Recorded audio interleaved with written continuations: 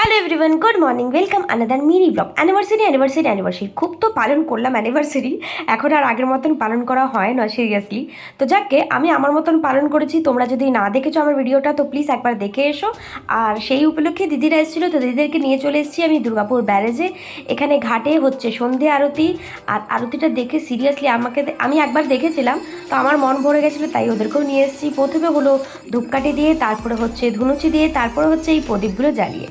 তো কেমন লাগছে তোমাদের? আর হ্যাঁ, তোমরা কারা কারা দুর্গাপুরে আছো আর দুর্গাপুর থেকে দেখছো, প্লিজ আমাকে কমেন্ট সেকশনে জানিও যে তোমরা দেখেছো নাকি এই সন্ধে আরতিটা।